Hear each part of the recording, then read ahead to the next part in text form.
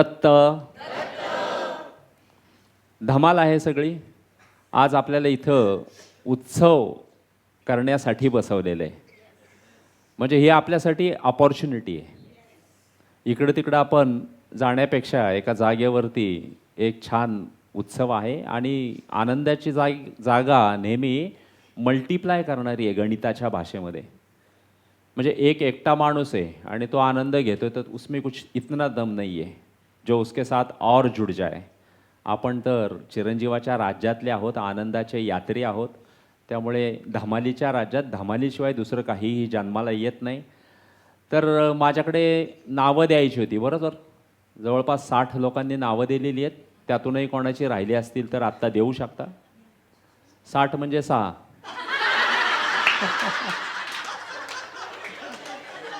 हा नाही, म्हणजे इथं प्रश्न असा पडला चेहऱ्यावरती की 60त मी कसं नाही. हा मग काय, मगाशी योगिताला मी म्हणलं 60 नावं आलेली आहेत. ती म्हणली अरे बापरे, मग माझं नाव? म्हणलं 61व. आपल्याला काय करायचंय, प्रश्न नावं कुणी दिली आहेत हा मुद्दा नाही महत्वाचा, पण ज्याला आतमधून वाटतंय की उद्दिष्ट इथं जे आहे ते उत्सवाचं आहे, त्याच्यातनं केवळ आनंद आणि बोध हाच उधळला जावा, हा त्याचा मुख्य हेतू आहे. बाकी काही वेगळं सांगायची गरज नाही आहे आपल्याला. मला जमेल की नाही, नाही जमणार, कसं काय होईल, हसतील का, हसण्यासाठी तर आपण आलो इथं. कालच्या अवसरात उल्लेख झाला आहे त्या हसण्याचा सगळा. तर त्यामुळे काय आपल्याला इथं फुटपट्टी नाही आहे कोणाला. सगळ्या अनेक अवसरात ना आले, मानपान वगैरे काय कशाचा संबंध नाही आहे. त्याच्यामुळे मला जमेल का, जमेल. खूप गमती असतात. आता हे मी का सांगतोय, तुम्हाला सगळ्यांना माहिती आहे, फक्त आठवण करून देतो. हां, एक गंमत तुम्हाला सांगतो. खूप पूर्वी कोणीतरी, मी खूप पूर्वी म्हणजे 40 वर्षापूर्वीची गोष्ट असेल, ते कुठेतरी सार्वजनिक कार्यक्रमाला गेलो होतो एका. आता तो कार्यक्रम होता दशक्रिया विधीचा गावाकडं. तर तिकडं पद्धत होती अशा माईकवरती आहे ना श्रद्धांजली व्हायची वगैरे अशी. आता ते आमचा एक ग्रुप होता, सगळ्यांनी असं तू तू तू. आता 4 चौकात लंच टाईमला डबे खाता खाता बोलायची सवय, माईकवर बोलायची कोणाला सवय. ते केलं उभं काय, बकराच केला माझा. ती गंमत का सांगतोय की तिकडे आहे ना ते जे कोणी गेले होते त्यांचं नाव होतं छगनराव आणि आडनाव वेगळं होतं काहीतरी, शिरूरच्या तिकडं होतं ते. तर मी तिथं श्रद्धांजली वाहिली छगनराव भुजबळ, जे अजून पण आहेत. म्हणजे मी त्यांना श्रद्धांजली वाहिल्यानंतर ते तुरुंगात जाऊन बी आले ते परत. आता मंत्री पण आहेत मधल्या काळामध्ये. मला हे सांगायचं कारण आहे, एक तर हसले पाहिजे तुम्ही ते, आणि दुसरं आपल्याला काय बोलता येते ते गेलं उडत, याच्यासाठी मी हे सांगितले. त्याच्यामुळे हात वर करा आणि धमालीत सहभागी व्हा, बाकी काय नाही आहे ते. कारण लादायचा विषय नाही आहे. जरी सगळे विषय आपल्यावरती लादलेत तर ते उद्धाराचं कारण आहे. पण त्या लादण्यामध्ये कुठेही हिंसा नाही आहे. आता ते आपोआप सुचलं, त्यात बोधच उगवतो ना आपल्याकडे, बाकी काय नाही आहे. तर ते घड्याळ आपण गजर लावतो ना, मागे कधीतरी सांगितलं असेल पण आज पुन्हा तो प्रसंग मला सांगावासा वाटतोय की आपण सगळेजण सकाळी लवकर उठायचं असेल तर गजर लावतो नाही का, मोबाईल कानाशी ठेवतो. तर ते आज सकाळी लवकर उठायचं होतं, काल अवसर संपला, घरी जाऊन थोडंसं उशिरा झोपल्यानंतर सकाळी म्हटलं आपण लावूया. मग मी 6 वाजताचा गजर लावला. पण गजर लावताना काय आहे, कधीतरी एकदा बेसावधपणा झालेला आहे पूर्वी, आणि त्याचा परिणाम एकदा भोगला की आयुष्यभर दुरुस्ती होती. त्यामुळे रात्री आहे ना मी तो व्यवस्थित लावला. PM होतं तिकडे AM केलं. ते PM होतं ना तिकडं. आधीचा काय तो दुपारचा लावतो मी. दुपारी झोपलो कधी ना तर तो लावतो, तर तो PM असतो ना 12च्या नंतरचा. तर ते रात्री AM केला, त्याच्यामुळे वाजलं ते बरोबर. ते पूर्वी एकदा मी सांगितलं होतं.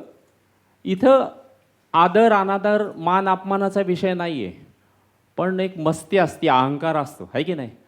तर माझ्याकडे एक अहंकार होता पूर्वीपासून, आपण चुकतच नाही. बघा आता हा काय मूर्खपणा आहे, अख्खं आयुष्य चुकीचं वागलोय आणि अज्ञान काय म्हणते, आपण चुकतच नाही. म्हणजे एक शिस्तीचा भोगता म्हणतो ना आपण, तसा. मला कोणी बोलवलं ना, समजा रोहननी बोलवलं, आप्पा या 10:30 वाजता, तर मी 5 मिनटं आधी पोहोचणार त्याच्याकडं. ही खोडच आहे एका दृष्टीने, ते काही खूप चांगला विषय नाही आहे. हां, पण असं वाटायचं कुठेतरी नाही का, एक संस्कार असतो की आपल्यामुळे दुसऱ्याचा बहुमूल्य वेळ वाया जायला नको. काय गोंडस वाक्य आहे बघा आता हे. त्यामुळे मग काय आहे, पोचायचं तिथं आधी. ही सगळी सवय लागलेली. आणि प्रेमब्रह्मचे अवसर चालू होते. नाही, प्रेमब्रह्म नाही, अलख निरंजन चालू होतं आपल्या निगडीमध्ये. तर मी पंडितजींना तिकडं राहत होते, जुन्या घरी पंडितजी, तर त्यांना घ्यायला जायचो दुपारी. मग तिकडनं पंडितजींना घेऊन आपल्या ऑफिसला, मग अवसर आमचं ठरलेलं असायचं. आता बुधवारचं ठरलेलं असतं 4:55, तसं त्यावेळेलाही ठरलेलं.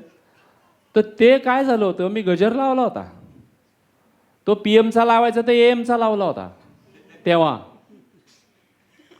हां, तर ते PM AM काय आहे, त्याच्यानंतर मी म्हटलं हे किती फसवणार आहे. या जगात फसवणारे खूप बारीक बारीक विषय आहेत. त्या AM PMने मोठा घोळ घातला. ते एक तर ते AM म्हणजे काय माहीत नाही, PM म्हणजे काय माहीत नाही. नंतर शोधल्यावर कळलं की ते लॅटिन भाषेतला विषय येतो, की मिड डे जो असतो, माध्यान्ह, दुपार, तर दुपारच्या आधी असतं त्याला AM म्हणतात. अँटी मेरिड, हां काय, हां, आणि पोस्ट मेरिडियम, बरोबर ना? हां, ते ते हिला का विचारायचं कारण आहे, इंग्रजी शिकलेले पोरं आहेत ना ते. तर ही सगळी गंमत बरं का. तर ते बघितल्यावर लक्षात आलं, तर ते AM PMनी घोळ केला होता त्यावेळेला. आता मी उठलो, बघितलं. बरं, झोपताना खूप काटेकोर काळजी घेतो मी. काय, मोबाईल सायलेंटला ठेवून द्यायचा. तिकडं पंडितजींनी वाजवला मोबाईल, कारण मी तिकडं पोचलो नाही ना. आणि ते घराच्या खाली येऊन बघितलं, फोन बिन झालं, सगळं झालं. मी जेव्हा जागा झालो तेव्हा बघतो तर अवसराची वेळ, म्हणजे थोडंसं 10 मिनटं होती आधी. कसं काय अवस्थेत उठलो असेल सांगा जरा तुम्ही, डोळ्यापुढं आणा बरं.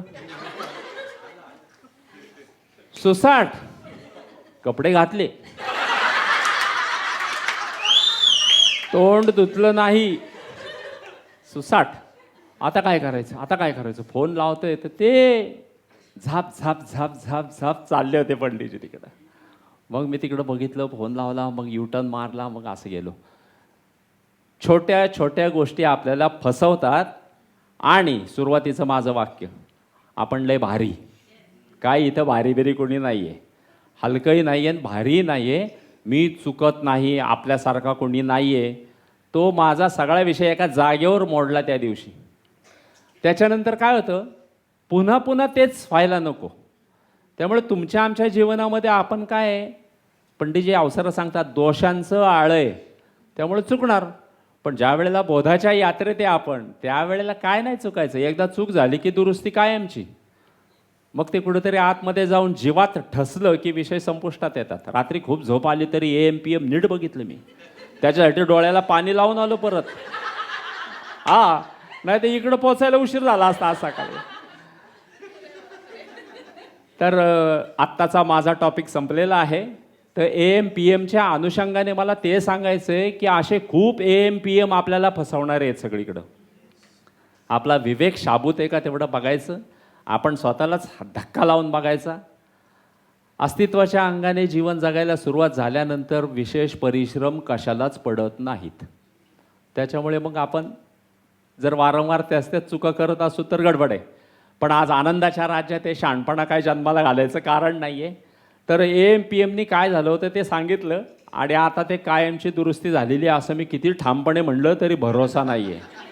हां, म्हणजे पावसाळा गेला गेला म्हणतात, पावसाळा गेला गेला म्हणतात, ते कुठला गेलाय तो. तर छानपैकी सगळ्यांना दत्त दत्त. मी आज जी घटना सांगणार आहे तर ती आहे प्रेमब्रह्मच्या वेळची. तर त्यावेळेला 54 सूत्र झाल्यानंतर एकेकानी म्हणजे ज्यांची इच्छा असेल त्यांनी जाऊन तिथे बोलायचं अशी हे होतं. तर बरेच जण जाऊन आले, पण बायकांच्यातलं कोणीच गेलं नाही. तर म्हटलं 15 मिनिटाचा अवधी असतो म्हणे बोलायचं. म्हटलं हां, म्हटलं काय तेवढा शहाणपणा महाराज होता ना माझ्यात तेव्हा. म्हटलं सहज बोलू शकू आपण, काही प्रॉब्लेम नाही आहे. मग आणि जास्त वेळ घेतला तर चालेल ना, जरा इकडे तिकडे. हां.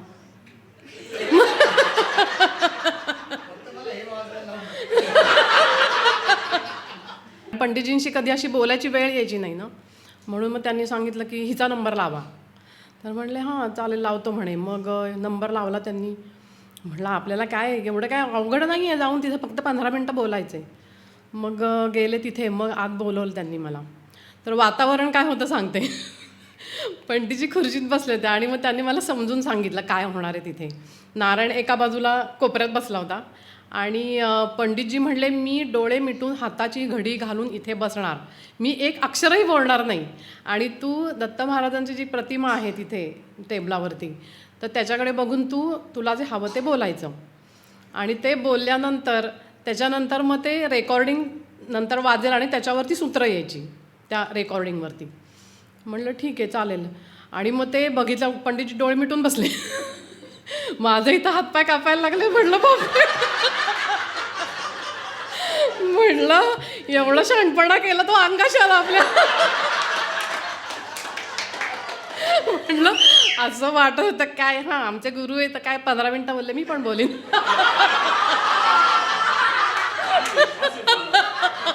मग ते मला म्हणले तुला 13 मिनटं दिलेली आहेत, तेवढ्या 13 मिनटामध्ये तिथे बोलायचं. किंवा बोलायचं असं नाही, म्हणजे कुणाला गाणं म्हणायचं असेल तर, नाही तर अजूनही लोकांनी वाटते त्या ॲक्टिव्हिटी तिथे केल्या होत्या, म्हणजे असं आम्हाला ते सांगितलं होतं. तर मग मी म्हटलं हां चालेल काय बोलू आपण, त्यात काय. मग तिथं बसले खुर्चीवर, तोंड भिंतीकडे. एकदम सन्नाटा. आणि मला म्हणले तुला म्हणे नारायण हवा आहे का इथे, म्हणजे तुला काही मदत लागली तर. म्हटलं हां लागेल. म्हणलं नाही त्याला बसू दे. मग नारायण बसला तिथे. म्हणजे की काय की गप्प बसायचं नाही, की ध्वनी आला पाहिजे, कारण ध्वनीशिवाय ते सूत्र यायचं नाही. म्हणून मग नाही म्हणलं त्याला राहू दे. म्हणलं समजा आता मला काय बघितल्यावर म्हटलं बापरे नाही हे अवघड दिसतंय सगळं. मग मी बोलायला सुरुवात केली. कसलं आलं सगळं, डोकं ब्लँक पूर्ण बरं, काहीच सुचायला तयार नाही, म्हणजे डोक्यात काही एक विचार नाही. म्हटलं आता कसं काय, म्हटलं माहिती 13 मिनटं. मग कशी तरी 3-4 वाक्य झाली बोलून. म्हटलं आता काय करायचं, तर काही येईना आणि आवाज तर बंद नाही झाला पाहिजे. मग मी म्हटलं हां, मग म्हटलं आपल्याला संस्कृत येते.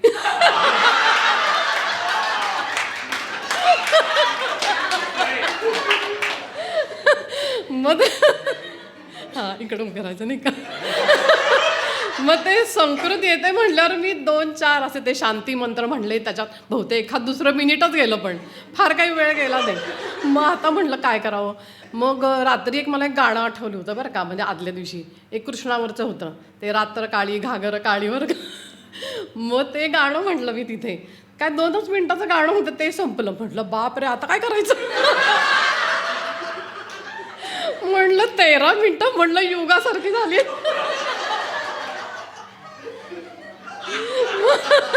आणि बहुतेक नारायण मला हसत होता तिथे बरं का. मग मी उठले. मग मी त्यांचे डोळे मिटलेलेच होते पंडितजींचे. म्हटलं बापरे आता काय करायचं. म्हटलं मी डान्स करते. मग तिथे मी असा मी माझी एकटीच, पण अनेक जण आहेत असं म्हणजे अनेक जणी आहेत तिथे, आणि असं समजून मी असा तो रास वगैरे असा डान्स केला टाळ्या वगैरे वाजवून. आणि मग एकदम पंडितजींचा आवाज आला, झाली 13 मिनटं. म्हणलं हा एकदम चिवपाट.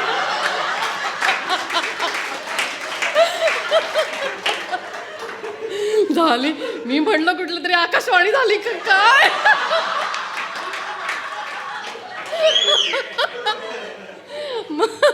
नंतर म्हणलं 13 मिनटं बापरे, म्हटलं युग लोटली का ते परार्थ झाले का काय. म्हणलं इतके जन्म मी जगले त्या 13 मिनिटामध्ये. आणि अक्षरशः मी सांगते की सगळे अष्टसात्विक भाव मी जगले तिथं. हां म्हणजे खरं तर प्रसंग तो असा गमतीचा नव्हता, म्हणजे की म्हणजे खूप त्याला कंगोरे होते, पण ते मला त्यावेळी कळत नव्हते कारण शहाणपणा महाराज होते. पण हळूहळू कळलं म्हणजे तिथे मला की हे काहीतरी वेगळं चाललेलं आहे. मग ते सगळं ते म्हटले, मग असं म्हटलं चला युग गेली, म्हटलं चला बरं झालं. म्हणून मग मला म्हटले आता बस, आता सूत्र येते की नाही महत्त्वाचं आहे.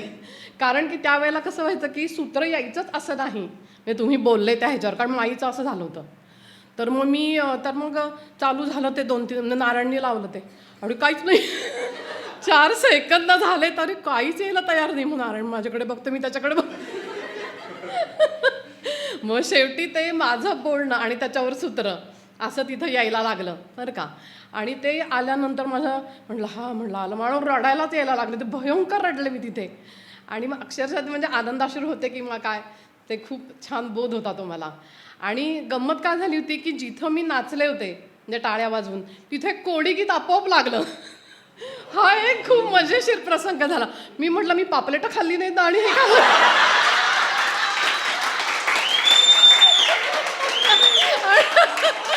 म्हटलं मी कधी सुरमई बांगडे खाल्ले नाहीत आणि म्हटलं हे कोळी गीत का आलंय. मग त्याच्यानंतर ते सूत्र सगळं झालं, मग संपलं. म्हणून मी म्हटलं की तो जो प्रसंग घटना होती ती अशी साधी नव्हती मात्र, हे नक्कीच आहे. कारण मी इतकी जगले नंतर आणि एक आनंदाचा दरवाजा उघडला गेला त्या प्रसंगासाठी. त्याच्यामुळे दत्त महाराजांना खूप धन्यवाद. दत्त.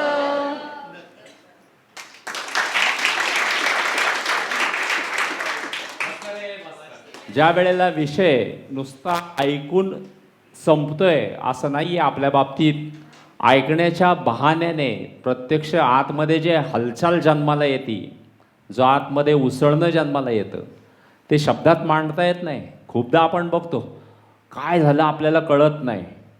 आणि खूप सुंदर नीता, तुझा प्रसंग आत्ता आम्ही जगलो इथं. म्हणजे तुझे अष्टसात्विक भाव तेव्हा जागे झाले सगळे इथं, ती खळबळ सगळ्यांच्यामध्ये जन्माला आली. खूप सुंदर काय मांडणी होती. आता हे मांडणी कलात्मक दृष्टिकोनातून मी कॉमेंट्स नाही करत त्याच्यात, पण ज्या वेळेला आपण मुक्ती जगतो ना, त्यावेळेला नृत्याच्या खाली काही जन्माला येत नाही. सूत्रसंचालन माझ्याकडे ना, त्याची गंमत आहे मोठी. ते सोलोपॅथीच्या वेळेला मी करायचो नाही तर सूत्रसंचालन, पण आपल्या चिरंजीवाच्या राज्यामध्ये संचलन आपल्याकडे असतं, सूत्र दत्त महाराजांच्याकडेच असतात. त्यामुळे आपल्या इथं जे काही घडतं ते असामान्यच असतं सगळं. त्यामुळे आपण त्या राज्यामध्ये आहोत. नीता, तू हे जे काय सांगितलं त्याच्याविषयी खूप खूप खूप धन्यवाद. खूप बोध याच्यातून सगळ्यांसाठी जन्माला आला आणि आनंदाच्या उकळ्याही फुटल्या. यानंतर अभिषेक आहे ना इथे? येस. दत्त. तर काय नाही, छोटेसे किस्सा सांगायचा होता की काय तोच विसरलो, एक सेकंड. हा, आपलं संगीत उपनिषद जेव्हा इथं चाललेलं होतं दत्त कैवल्याला, तर ते आपले इथं 108 हे झाले, तर आपण सगळी इथं जमायचो आणि स्क्रीनवरती. तर माझं असं झालेलं होतं की मी आहे ना संगीत उपनिषद ऐकल्यामुळे असं एकदम ठरवलेलं होतं की अच्छा हे असे इथं सूत्र असतात साधारणपणे, ह्याच्यानंतर हे येणार, म्हणजे असं तारखेप्रमाणे ठरवलेलं होतं की या शनिवारी हे, पुढच्या शनिवारी हे, म्हणजे असं होतं की याच तारखेला हे सूत्र. आणि गंमत व्हायची, तो सिक्वेन्स असा मध्ये सुट्ट्या आल्यामुळे तो बोंबलतो ना मग तो सगळा सिक्वेन्स. त्यामुळे तिकडं कळून गेलं की नाही का, आपलं इथं ठरवलं की तिकडनं असं काही बघ चेंज होतो की आपल्याला चेंज व्हायला लागतं. आपल्याला चेंज व्हायला लागतं. आणि दुसरी गोष्ट म्हणजे आता इथं आपले अवसर चालू असतात, तर आपल्या सूचना असते की मोबाईल बंद ठेवायचे वगैरे, वाजले नाही पाहिजे. आपण सगळे लगेच चालू आहे का रे, नाही बंद आहे असं बंद करून ठेवतो. तर ते आपले पठारे नाही आले, पठारे आहेत ना, तर ते मला म्हणतात हे बघ बंद करतोय, काय झालं तू बोलायचं. अरे मी म्हटलो मोबाईल वाजणार ह्यांचा, बोलायचं मी.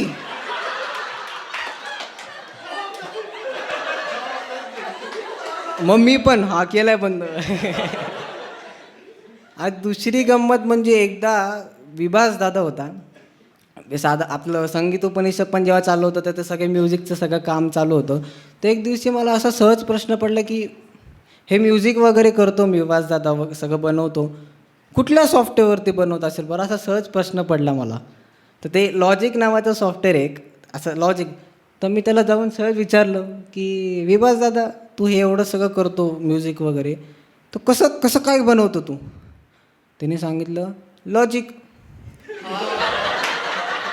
तर मी म्हटलो हां ते बरोबर आहे, लॉजिक पाहिजे, पण सॉफ्टवेअरचं नाव काय? तो म्हटला अरे सॉफ्टवेअरचं नावच लॉजिक आहे. आता दुसरी गंमत एक झालेली होती. आपल्या अवसरात येतो विषय, आपले पंडितजी थांबा जरा बंटा लावतो असं नाही का, पंडितजी कंठसुधारक वाटी असते ना ती, तर ते कंठसुधारक वाटी खातात. तर ते वटी वाटी तर कंठसुधारक वाटी खातात, पण ते म्हणताना बंटा खातो असं म्हणतात ना. आता मला माहीत नव्हतं त्याला कंठसुधारक वाटी म्हणतात, मला तो बंटाच. आणि मग एकदा काय झालं, कॉलेजमध्ये गेलेलो होतो, माझ्या मित्रांनी काढलं असं पिस्तूलसारखं ते, हे घे. मी म्हटलो बंटा. तो लगेच काय म्हणतो बंटा नाहीये. मी म्हटलं हा बंटाच. आता मला काय माहिती तो कंठसुधारक वटी ती. तर मग पुढे गंमत अशी झाली, मी म्हटलं नाही हा बंटाच. तो म्हटला नाही कंठसुधारक वटी. मग मी घरी आलो आणि आईला विचारलं, आई त्या कंठसुधारक वाटीचे 2 प्रकार असतात का? छोटीवाली कंठसुधारक वटी आणि मोठीवाली बंटा असतो का? आई म्हटली नाही. मग पंडितजी अवसरात ते म्हणतात ते अरे ते, मग तिने सांगितलं. मग मला कळलं बंटा वेगळा, कंठसुधारक वटी वेगळी. आईने मला सांगितलं अरे अज्ञ बालका, बंटा वेगळा कंठसुधारक वाटी वेगळी. ते आपला असंच म्हणता अवसरात असं. तर मग तिकडं कळलं बाबा की 2 वेगळे असतात, नाही तर तिकडं पण बंटा पाहिजे काय. सगळ्यांना दत्त.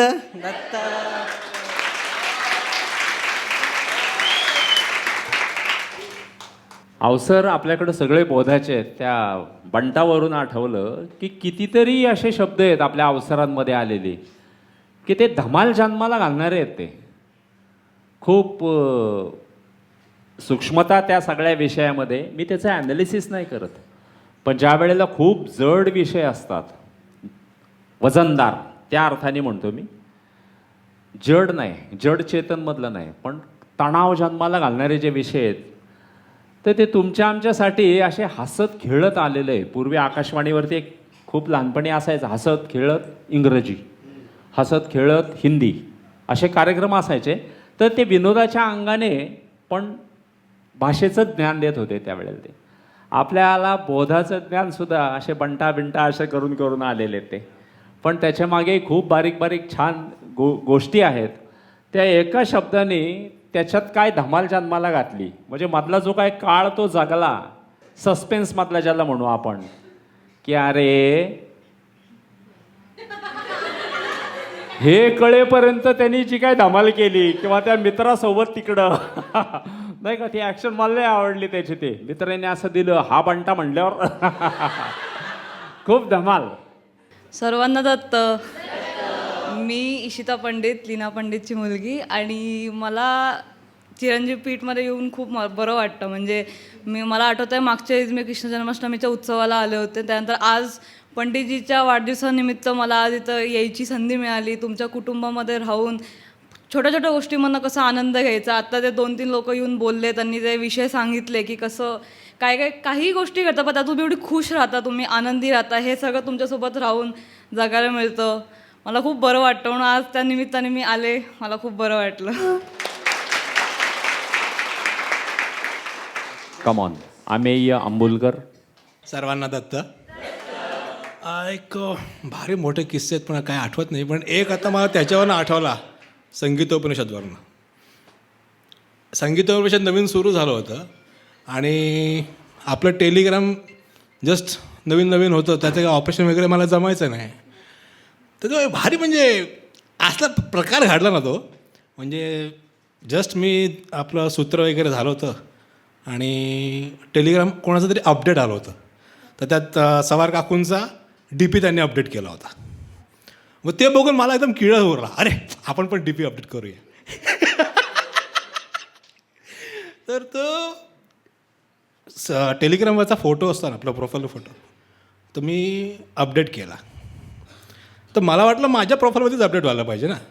मी ते ओपन केलं तर संगीत उपनिषद आणि त्यात सगळ्यांचे ते डी पी बघत बघत त्यात माझा पण फोटो अपडेट करायचा. तर माझ्या जागी तो संगीत उपनिषदचा डी पी अपडेट झाला. आणि त्या संगीत उपनिषदच्या डी पीकडे माझा आणि प्रियंकाचा फोटो. आणि मी बघितलं हा झाला अपडेट माझ्या प्रोफाईलवरती. फ्रॅक्शन 1-2 सेकंद झाले पप्पा, लगेच अनूपचा फोन, अरे डी पी अपडेट केला. म्हटलं वा, अरे संगीतोपनिषदचा डी पी तू अपडेट का केला. माझी मी एका सेकंदात जो खुश होतो ना, ब्लँक.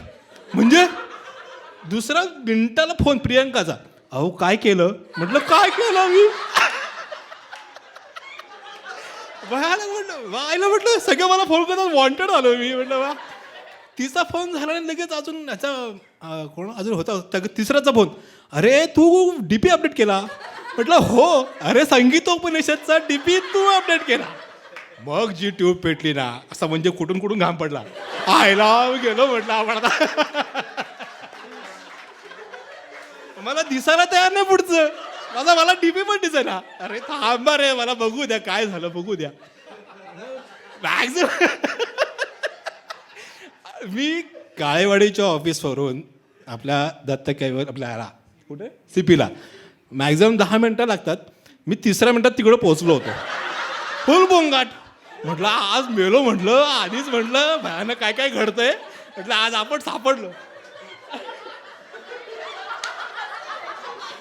आणि म्हटलं मी असं आता मग थरथरतो ना, त्यावेळेस असा उडत होतो.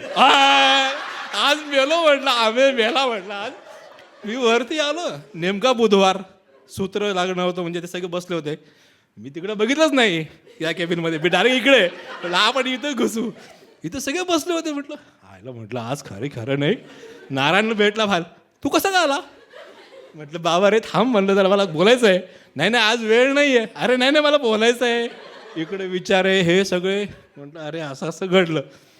मग सगळे सिरियस असे कोपऱ्यात घेतला. काय केलं. अरे म्हटलं मी असं, मला हे असं नव्हतं करायचं. डीपी तो माझा करायचा होता. माझा असंच आहे जे होतं ना, तसं झालं होतं ते. बापरे म्हटलं हे सगळं बघायला लागलं. आयला विचार म्हणतो तू श्वास घे. म्हटलं थांबा हो, मला कुठून काही नाही ना. म्हटलं मला इकडं असं काही दिसत नाही आहे. तुम्ही आहात का सगळं, असं मला काही दिसत नाही आहे. सगळं झालं. मग हा पंडितजींना म्हटलं तुला भेटायचं आहे. म्हटलं म्हटलं आता मग हे म्हटलं भेट आता. अहो म्हटलं भेट नव्हे, चला की. म्हटलं तू तुझं भोग. म्हटलं हे बरं. अहो म्हटलं ठीक आहे ना, झालं माझं, पण आता मला सोबत तर चला. मी गेलो तिकडे, तेव्हा पंडित मस्त बसले होते. म्हटलं अहो म्हटलं ते अहो असं काय तुला बोलायचं आहे. हे म्हटलं हे चुकून असं झालं. तो मोबाईल पण थरथरतो ना, माझ्यासोबत तो पण थरथरायला लागला. त्यांना काय दिसत नाही. म्हटलं काय होत आहे. अहो म्हटलं तर चुकून डी पी तुझा, मग तुम्ही तर चेंज केलं मी केव्हाच. मी असं हा झालं. म्हटलं अरे तू ते अहो म्हटलं मी ते चुकून हात लागला होता तिकडे. मी माझा करायचा होता, तो चुकून संगीतचा झाला. जाऊ त्या तुम्ही दुसरं पण तो पण चेंज करून टाकला. आणि त्यांनी डी पी जो आधीचा त्याचा ऐवजी दुसरा नवीन डी पी बनवून तो पण चेंज करून टाकला. पण तो पण श्वास नाही ना जागेवरती. कुठलं काय कुठून काय होत होतं. हे सगळे मस्त गंमत घेत होते. मी आपला उभं तिकडे पण बरं मी जाऊ का. पण विषय असा आहे की चूक झाली होती ती दुरुस्त पण एवढं सहज झाली. आणि जी काही थरथर होती ती काही जायला तयार नव्हती.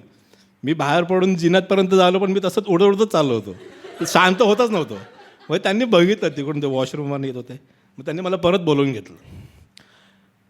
नुसतं असं मिठीत धरलं 2 मिनटं, शांत हो, चूक झाली, संपला विषय. आणि ती सहज झालं होतं, ते चुकून काही केलं नव्हतं. त्या 2 मिनटामध्ये असा शांत झालो ना. आजपर्यंत मी त्या टेलिग्रामला हात नाही लावला. मी माझ्या व्हॉट्सअपचे DP फेसबुक सगळं अपडेट आहे, पण टेलिग्रामचा हात नाही लावत. तिला माहिती आहे अजूनपर्यंत लोक म्हणतात तू DP आहे, छान आहे तो, तसा त्याला काही करायचं नाही मला. बरोबर टेलिग्रामला करायचं म्हटलं ना तरी आधी बघतो कुठला ग्रुप आहे. हे माझ्या फालतू बोलतो असताना तिकडे हात लावायचा, पण इथे 1, 2, 5 ह्याला हात लावायचा नाही. इथे फक्त ओके बघायचं, टिक करून टाकायचं. सूचना वाचायची, सूचनेला ओके हो म्हणायचं नाही तर नाही, संपला विषय. काही करायचं नाही, बाकी सगळीकडे काय पण करू शकतो, पण इकडे हात नाही लावायचा. असे भारी भारी किस्से आहेत, पण मजा येते. म्हणजे असं आठवलं की मला आजही माझं असं आपण काय काय केलेलं आहे असं वाटतं.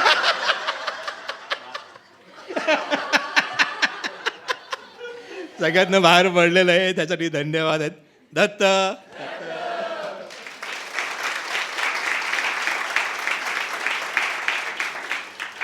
अमेय धमाल आणि धमाल. हा प्रसंग तुझ्या बाबतीत घडलाय, पण याच्या मागे जो बोध आहे ना तो प्रचंड बोध आहे. अष्टसात्विक भाव तुझे जन्माला घातले गेले त्या प्रसंगाने. एरवी आपल्याला कधी घाम फुटत नाही, एरवी थरथर होत नाही, पण ती होणं आवश्यक आहे हे परमेश्वराला माहिती आहे. विषय संपुष्टात त्याला. तो हात लावत नाही अजूनही. अभयाच्या राज्यात एकदा करून बघा, अजून एकदा. त्याचं कारण सांगतो. अख्खा जन्म त्याला हात लावायचा नाहीस हे नाही बरोबर.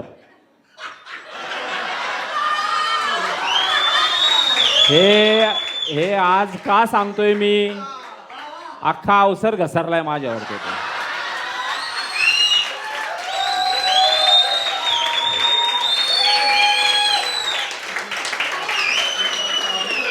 ते तसंच आहे.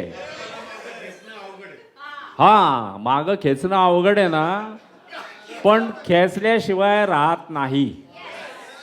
काल गंमत आहे नाही का, काल पण अवसरात आला ना तो विषय. आधीचा अख्खा प्रेमब्रह्म जर ऐकला असेल सगळ्यांनी तर काल परत आलं ते. इथून नंतर अवसर संपल्यावर मी प्रसाद घेत होतो तिकडे, तर तिकडे मी गाडीकडे निघालो. माधवी मला म्हटली, आप्पा गाडीकडे चालले का? हो ना म्हणलं, तिला बघायला पाहिजे जागेवर आहे का. त्याच्यानंतर प्रसाद घ्यायला बसलो, शेजारी आनंद होता. आनंदकडे मी असं बघितलं, आता तो हसला म्हणजे काय, आप्पा बघून त्याला सगळा अवसर आठवला. हे प्रसंग आहेत ना ते आशा करता विसरायचे नाहीत. आप्पा दिसला तर अख्खा अवसर दिसला पाहिजे, गाडी दिसली की अख्खा दुसरा अवसर दिसला पाहिजे. तर हे आपल्यासाठी घडवलेले प्रसंग आहेत. मग त्या आनंदने असं बघितल्यावर मला कळलं हा काय. मग म्हटलं आता त्याच्यातून काय हास्य जन्माला घालायला पाहिजे. मग मी आनंदला म्हटलं की अरे मी गाडी घरी नेतो ना, म्हटलं मी राहतो वरती, मी गाडी पार्किंगमध्ये नाही ठेवत, घेऊन जातो वर. आनंदचं काय झालं असेल, कसला हसला असेल तो एरवी तसाही खुर्ची उलटी पालटी करतो. त्यामुळे प्रत्येक गोष्टीचा आनंद आपल्याला घेता आला पाहिजे. आम्ही तुझ्या निमित्ताने हे परत मला कालचं चित्र दिसलं. खूप धमालीच्या राज्यात आहोत. आता कोणी हात वर केला होता? वा वा वा, कमॉन. जितेश आहे आता. सगळ्यांना दत्त. आता मी अवसराला जेव्हा सगळे गाडीत येतो ना त्याचे किस्से सांगायचे. एकदम आता नम्रता यायला लागली म्हणजे थोडं सिटिंग अरेंजमेंट चेंज झालं. एकदम आधी माझ्या गाडीत पठारे, डांगे मॅडम, मेघना कुलकर्णी आणि विद्या आणि मी ते सगळे यायचे आम्ही. तर त्या टाईमला आपला जो स्ट्रेट रोड होता आपला ओल्ड बॉम्बेपणा रोड, त्यात थोडं काम चालायचं. तर ते आपलं खडकी बाजारमधनं गाडी जायची. तिथं मग पुढं जाऊन ते कब्रस्तान यायचं तिथं आपलं. आणि ते सगळं असं कसं ग्रीनरी वगैरे एकदम मस्त आपलं लॉन बीन सगळं. त्यांनी पहिला मजला बी काहीतरी बांधला होता, त्याला त्या आत्म्यावर काहीच ते ऊन पडायला नको काही माहीत नाही त्यांचं. त्यांनी सगळं ते झाड बीड असं झाड त्याच्यावरनं सगळं ते क्रिपर्स टाकले, सगळं खाली सावली पाहिजे म्हणून. आणि पठारे वगैरे आले आले ते दुकानात नाही यायचे आणि ते झोपून जायचे. आणि मी अशी गाडी चालवतो, कोणालाही विचारलं, मी इथपर्यंत येतपर्यंत कोणाची झोप जात नाही, एवढा आरामशीर आणतो त्यांना. पण त्या काळात काय व्हायचं, ते कब्रस्तान आलं आणि ते पठाराची झोप जायची. पठार म्हटलं की इथं काय चाललंय भाऊ, जिथे जिथं काही कन्स्ट्रक्शन चालू आहे का, काही बिल्डिंग बांधणार आहे का, ते स्लॅब टाकला तर. अरे म्हणलं हे ते ख्रिश्चन लोकांचं काहीतरी होतं. मी म्हटलं काय माहिती, इथं स्कीम होत असेल तुम्ही 1 BHK बुक करून टाकाय का.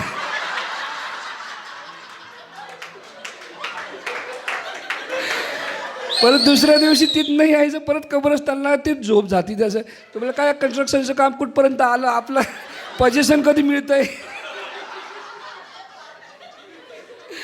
आणि ते झोपायचे ना तर कब्रस्तान तर उठायचे, पण तिथपर्यंत जायला ना ते असं एकदम असं झोपत झोपत आहे ना माझ्या अंगावर यायला लागले. मला ड्रायव्हिंग तर डांगे मॅडमने काय म्हटलं, आता ह्यांना ना स्कार्फ घेऊन बांधते असं एकदा. ते आपण दृश्य इमेजिन केलं आणि पठाराला असं स्कार्फ बांधलंय डोक्यावर आणि पाठीमागनं बांधलंय. ते हसून हसून आखी ट्रीपमध्ये हसत हसत जायचो आम्ही. आणि त्याच्यानंतर अजून एक किस्सा येतं, कधी कधी अशी जाताना परत आपलं अवसर संपल्यानंतर कधी कधी आपण ओल्ड जुने गाणे लावायचे वगैरे. तर मी म्हटलं सगळ्यांनी आता कुठलंही जुनं गाणं लागलं तर सगळ्यांनी गात गात जायचं. म्हटलं ठीक आहे. तर 1-2 लोकांनी गाल्लं, मग 2-3 लोक गप्प बसले. म्हटलं 100 रुपये फाईन आहे नाही गाल्लं तर. सगळे गायला लागले पटकन. मग एक टाईमला असं झालं, गात गात गात एवढं आला आकुर्डीला मेघनाची इथं टन मारायची आणि सरळ गेलो निघून मी गात. डांगे मॅडम म्हणले जिथे तुम आगे गए आहे वापिस मार टन. म्हणजे आपलं चिरंजीव पीठाचं आपलं मेंबर बरोबर असले की आपल्याला टाईम कुठं जातो ते कळत नाही. आणि आनंद घ्यायसाठी लोकलला कसं पिकनिकला जातात, कुठं काय जातात, मूवी पाहिली तर मजा येते, हॉटेलला गेलो तर मजा येते. आपल्या इथं तसं काय नाही, छोट्या गोष्टीमध्ये पण आपण आनंद घेऊ शकतो. आणि एक नम्रताचा पण किस्सा आहे छोटा. आता सिटिंग अरेंजमेंट चेंज झाली, म्हणजे आता पठारे साहेबांनी हे आपलं विद्या ते दुसऱ्या गाडीत गेले आणि नम्रता आणि सिया आमच्या गाडीत आली. तर ती कसं फ्रंटला बसली ना तर ती खूप इन्स्ट्रक्शन द्यायची, खड्डा आला, स्पीड ब्रेकर आला, हे करा. तर सिया काय सांगती, मम्मी तुमको डर लगता है तुम पीछे बैठो. अभी उसके बाद में जब से है ना उसकी मम्मी पीछे बैठती, अवसर रहेगा नहीं रहेगा किधर भी जाने का मम्मी पीछे, सिया आगे. तो एक बार वो पाऊस झाला होता काहीतरी, ते आम्ही वेळेवर निघालो तरी खूप जाम होतं, सगळं चाललं होतं.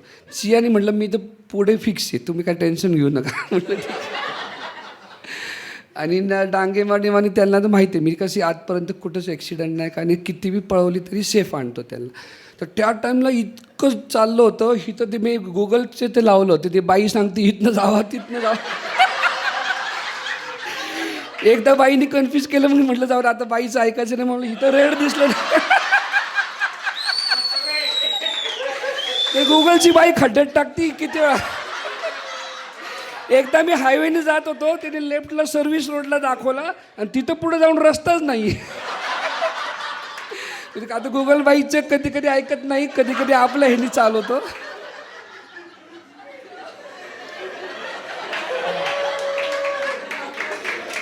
त्या टाईमला मग ते RTOची सिग्नल लागली, तिथं राईट हँडला आपलं माल धक्क्याची, तिथं पूर्ण लाल. तर मी म्हटलं मी सरळ घालतो.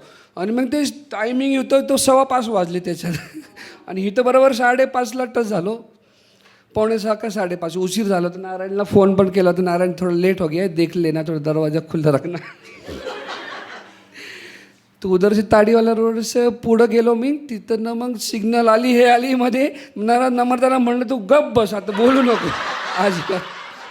तिथनं मग ती सिग्नल आहे ना जी, ती सिग्नल स्टार्ट झाली, मी रॉंग मेअरनी मारलं, अरे बाबले ॲक्सिडेंट झाला. तर आपोआप बरोबर परमेश्वराची कृपा कुठं काम करते. मग मी तिथं हात जोडून निघतो की म्हटलं मला पोचायचं, आता तू कसं पोचायचं. पण तो मी सिग्नलच्या रॉंग साईडने गेलो, पण तिथं एंड टाईमला जिथं रेड सिग्नल होती ती ग्रीन झाली, मी पटकन राईट टर्न. तसं 3 वेळा झालं. आणि मग इथं टिंबर मार्केटला आल्यावर ते डांगे मॅडमनी मला सांगितलं की जिथेच तू आणलं बरोबर, पण परमेश्वराची कृपा आहे. आणि नम्रताला बी तिने सांगितलं की तू टेन्शन घेऊ नको, परमेश्वरची जिथं कृपा चालते तिथं होत नाही का. म्हणजे ते प्रत्येक पॉईंटची सिग्नलवर रेडची ग्रीन होती बरोबर, रॉंग साईडने गेल्यावर तरी बी आम्ही पोचलो. असं नाही का नॉर्मल, असं येते गाडी रॉंग साईडने गेल्यावर ग्रीन होती. हे लाईव्ह एक्झाम्पल आहे.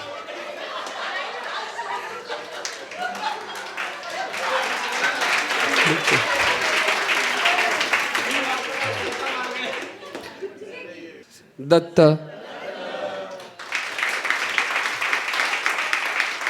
जितेश धमाल काय सांगत होता तो, कसला फ्लो पकडला होता त्याने. आमेचा फ्लो वेगळा, ह्याचा अजून वेगळा. ते मुक्त जगलं ना एकदा की धमाल चालू होते. ते गाडीतले किस्से काय छान छान किस्से सांगितले त्यांनी. धमाल आली, पण मजा आली. प्रत्येकाच्या लाईफमध्ये चिरंजीव पीठात आल्यानंतर असे खूप छान छान किस्से घडलेले आहेत. आमच्या गाडीतही चालू असतं काहीतरी. एक किस्सा त्या निमित्ताने सांगतो मी. ते खड्डे बिड्डे आहेत ना, आम्हाला गेल्यावर कळतात खड्डा होता म्हणून. मग आता आमची गाडी कशी चालती तू बघ. तर ते आमच्या गाडीत सुद्धा आपण सगळेच धमाल करतो सगळीकडं. आमच्या गाडीतही धमाल असते. मी गाडी चालवत असतो, पण भरोसा नाही रस्ता चुकेल का काय. मग मी आपला 3-3 लोकांना सांगून ठेवतो, कुठं वळायचं आहे, काय वळायचं सांगा. नेहमीचा रस्ता आहे तरी पण सावध करतो आपण. काय आपण आनंदात आणि बोधात असतो कुठंतरी. असा एखादा विषय बोधाचा निघतो की आपण त्याच्यात हरवून जातो. पण इतकं असूनही भान सटकता कामा नये आपलं, हे तितकंच महत्त्वाचं आहे. आमयेचा जो प्रसंग त्यांनी इथे सांगितला, त्या निमित्ताने सावधता हा जो विषय, तो अत्यंत अत्यंत अत्यंत महत्त्वाचा आहे. आपल्यासाठी तो शब्द नाही आहे. बाहेरच्या जगाला शब्द तरी माहिती की नाही कोणास ठाऊक, आपल्याला तुलना नाही करायची. पण सावधता ही इतकी महत्त्वाची गोष्ट आहे की त्याच्याशिवाय आपण खरं जीवन जगूच शकत नाही. त्यामुळं बेसावध म्हणजे काय, तर बाहेरचं संपूर्ण जग येते बेहोशीच जगणार आहे आणि आपल्याला बेहोशी अजिबात अलाउड नाही आहे. त्यामुळे सावधतेला खूप किंमत आहे. तर त्या अशा प्रसंगाच्या निमित्ताने सावधता आपल्याला आठवण करून देते. तर आमच्या गाडीतनं पण आम्ही काय काय बाहेर बघत असतो. कोणाला काय दिसलं की सुरू हास्य जन्माला येतं आणि बोधाचं दर्शन होतं कुठंतरी. निरर्थक विषय असतात सगळे. म्हणजे मयुरीला आम्ही सोडलं की त्याच्यानंतर त्या सुनंदाला सोडायला जातो तिकडे. तर जाताना काय खूप कुत्रे आहेत रस्त्याचे. ते काय म्हणतात त्यांना, रोड स्ट्रीट डॉग. हां, तर ते खूप आहेत तिकडं.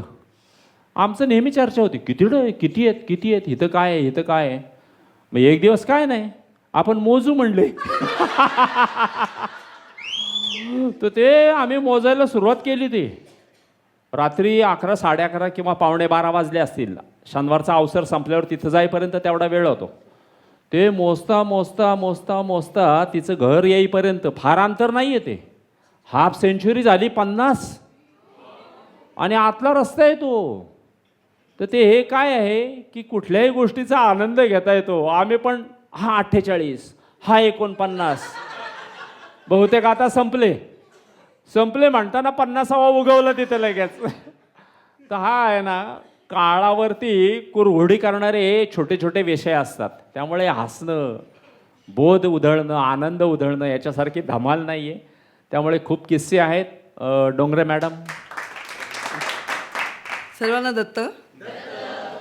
आत्ता अमेन जे टेलिग्रॅमचा प्रसंग सांगितला त्याचं जिवंत उदाहरण मी आहे. शिक्षकी पेशा म्हटला की आपल्याला दुसऱ्यांना फुल्या देणं सोपं असतं ना. चूक, रेड इतक्या सूचना देऊनसुद्धा प्रत्येक वेळा माझा तिथे रजिस्टर होत नव्हतं. पंडितजीने एकदा, दोनदा, तीनदा, म्हणजे त्यांच्या पेशन्सला नमस्कार आहे की कदाचित माझं वय बघून त्यांनी एकदा सांगितलं, दोनदा सांगितलं, तीनदा सांगितलं. त्याचं पुढे पुढे मला इतकं गिल्ट यायला लागलं की अरे आपण शिक्षकी पेशात आहोत, लोकांना शिकवलं आहे आणि साधा इतकं बेसिक गोष्ट आपल्याला कशी कळत नाही आहे. मी वैतागून जाऊन त्यांना सांगितलं की आता मी काय करू कळत नाही आहे, मला समजत नाही आहे. आणि मग मला एकदम लक्षात आलं की नारायण ही योग्य व्यक्ती की तिला विचारलं तर आपलं काहीतरी आपल्या ज्ञानात फरक पडेल. इतकं सिम्पल होतं, इतकं सिम्पल टेक्निक की मी माझी स्वतःची कशी जिरवू शकले मला तुम्हाला सांगायचं आहे. की एक अभिमान होता की आपण शिक्षक आहोत, आपण कधी चुकूच शकत नाही, आपल्याला आलंच पाहिजे. नारायण बिचारा दांडियाच्या तिकडे होता, त्याला 10 वेळा मी मेसेज टाकला, नारायण मला आता उद्या येईल तर मी काय करू मला समजत नाही. तरी त्याच्या आधी मला शिकवणी झाली माझी, पंडितजींनी मला परत दाखवलं, हे असं करा असं करा असं करा. पण त्यात एक बेसिक गोष्ट माझ्या लक्षात येत नव्हती की त्या ह्याच्यातनं बाहेर पडायचं असतं. बाहेर पडणं कधी जमलं नाही ना पेशातनं. धन्यवाद.